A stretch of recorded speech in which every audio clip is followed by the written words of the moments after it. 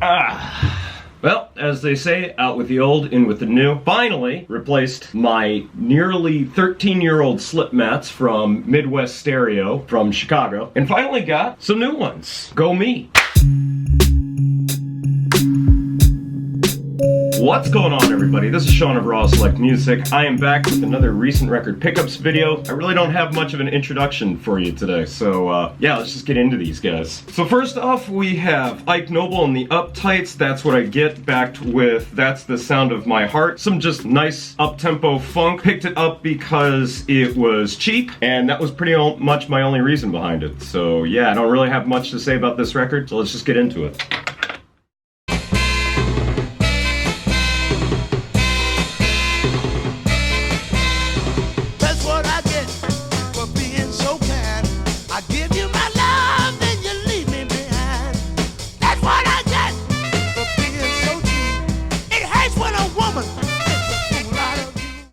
So there are actually two reasons that I picked this up. One, it was already cheap thanks to the fact that it is a used copy from Jet Set. And number two, Jet Set has a policy where if you pay 10,000 yen, or roughly about $100, you get free shipping. So a lot of the times the reason that I'm ordering so many records isn't so much that I have this unending appetite for records. It's actually because I'm trying to fill out a 10,000 yen order so I can get that free shipping. And this ended up being one record that just sort of stood out to me because it was cheap. And also, you know, sometimes I'm in the mood for some solid funk and soul. And that's exactly what this is. Continuing on, we actually have the Uptights. Not sure if Ike's a part of them, but there's one track on here that I really like from years ago. And I had been looking at a copy of it for ages. But for whatever reason, it always fell to the wayside as there were usually other records that I was more interested in. And Jet Set, as of late, has a one-day sale. It's always on Sunday, and this record was marked down from, I think, 1,600 to about 600 yen, and I figured, fuck it, might as well just pick it up. It's a nice piece of soul music right here.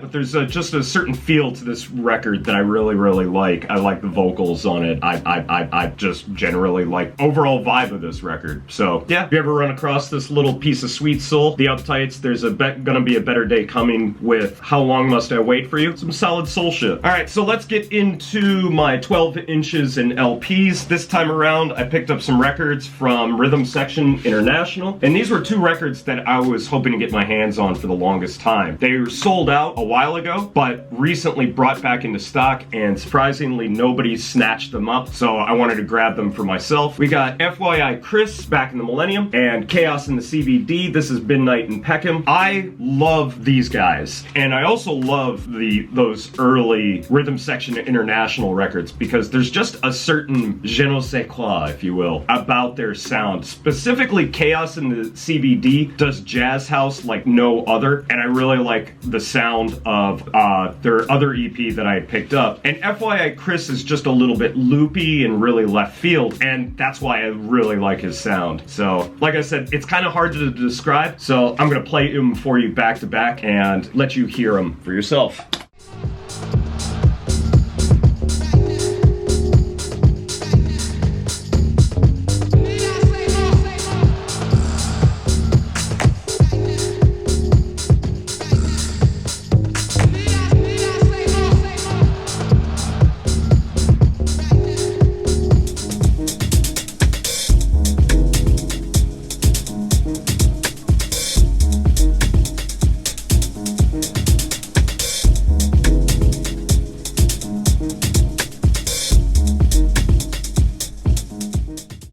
of late, I've been looking for some more, I don't know how to put it, like vibe-heavy deep house, and these two guys seemed exactly what the doctor ordered. So I'm really glad that I picked them up, especially before they sold out. And if you ever run across any Rhythm Section International records, highly recommend everything from this label, because pretty much everything they put out is gold. This is probably the most random record out of everything in my recent order, and this is Shuko and F of Audio Treats. I was just looking for some more solid sounding instrumental hip hop. I don't really know anything about this record, but the little samples that I heard from this record made it sound pretty solid, and at the very least made it sound like it would be something that I could work into some of my DJ sets. So I've only given it like a once over listen, but from what I heard, yeah, I can get behind this.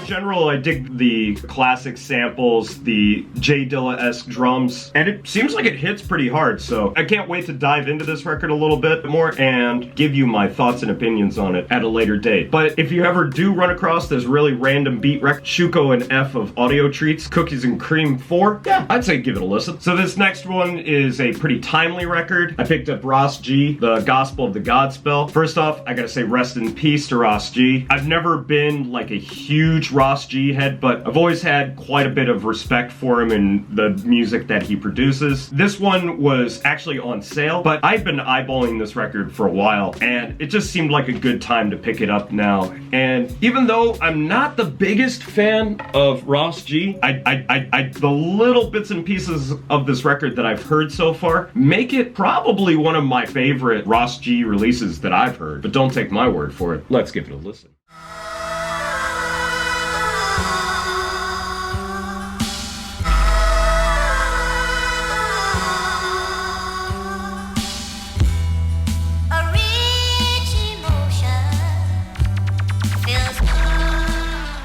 So like a lot of Ross G records, it has this sort of odd sampling, a lot of loops, some hard-hitting drums, some more abstract shit on it. This is actually a record that I'm looking forward to listening to more, because despite the fact that I've never really been all that into Ross G's music, this one actually seems like it's right up my alley, so can't wait to give this guy a listen. Then finally, this record needs no introduction, does it? Yeah, I didn't think so.